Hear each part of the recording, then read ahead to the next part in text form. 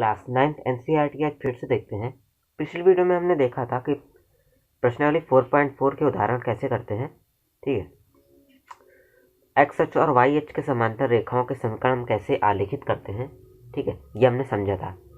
आइए अब देखते हैं प्रश्नावली 4.4, जिसका पहला सवाल आपसे कहता है कि नंबर 1 एक चर वाले, नंबर 2 दो चर वाले समीकरण के रूप में y=3 का ज्यामितीय निरूपण कीजिए।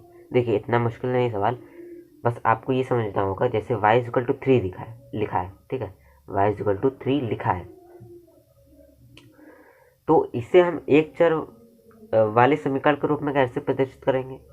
देखिए, जब आपसे कहे कि एक चर वाले समीकरण के रूप में प्रदर्शित करना है, तो इसका मतलब है हमें संख्या रेखा पर निरूपित करना है। ठीक, और जब आपसे कहे कि हमें इसे दो चर वाले रेखा समीकरण में निरूपित करना है, तो हम इसे कार्तीय तल पर निरूपित कर देंगे। आप समझ भी लेते हैं क्यों हम ऐसा कर रहे हैं, क्योंकि देखिए ये एक संख्या रेखा है,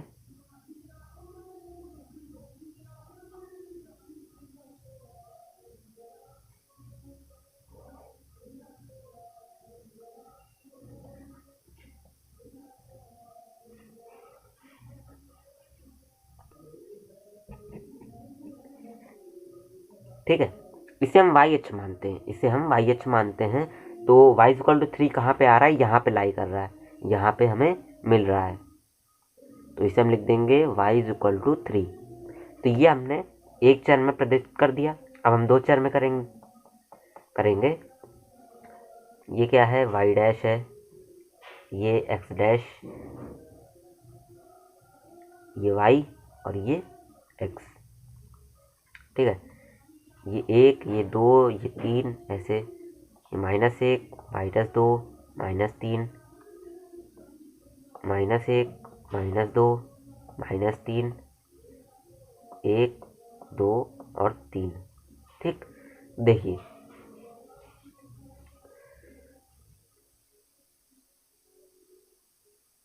y=3 में x क्या है, हम इसे ये नहीं लिख सकते कि x × 0 + y=3। ठीक, तो ये दो चर में हो गया। ठीक है, और इसका मतलब क्या है, यही है। ठीक, तो यहाँ जो x है वो 0 ही है, वो 0 ही है। ठीक है, और y का मान है 3। ठीक, तो समीकरण हमारी कैसे आएगी, कुछ इस प्रकार से आएगी। ये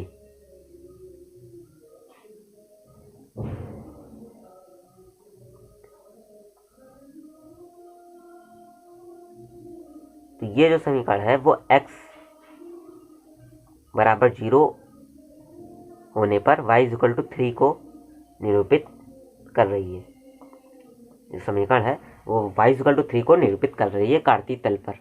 देखिए, प्रश्नावली 4.4 में दो ही सवाल है, तो दूसरा सवाल आपसे क्या कह रहा है, बिल्कुल वही सवाल है, बस इसमें थोड़ा अलग क्या है कि नंबर 1 एक चर वाले, नंबर 2 दो चर वाले समीकरण के रूप में 2x + 9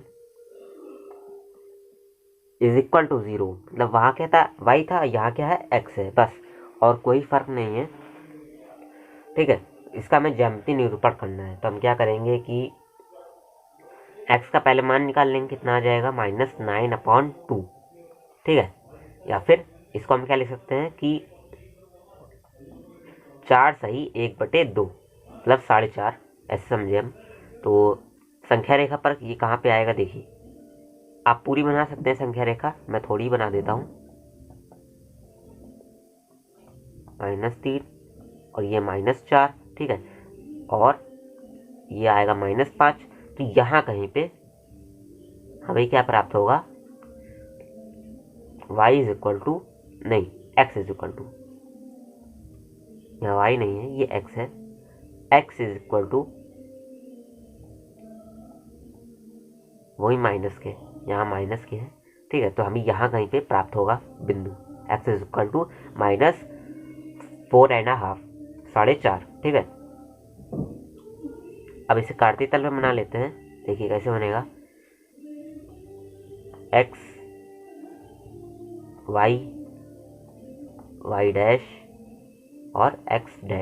ठीक है, देखिए 1 2 3 4, 1 2 3 4 5, ठीक है, 1 2 3 1 2 3, ठीक है।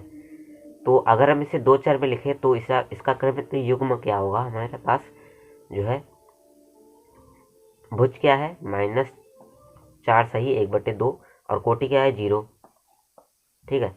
तो ये बिंदु हमें कहाँ मिलेगा, देखिए ये माइनस के होंगे, ये माइनस के होंगे, ठीक है। तो ये बिंदु हमें यहाँ कहीं मिलेगा, ठीक है। तो यहाँ से अगर हम ये रेखा जो है ये किसको निरूपित करेगी, x इज इक्वल टू -4 सही 4 सही 1/2 जो समीकरण है उसको निरूपित करेगी।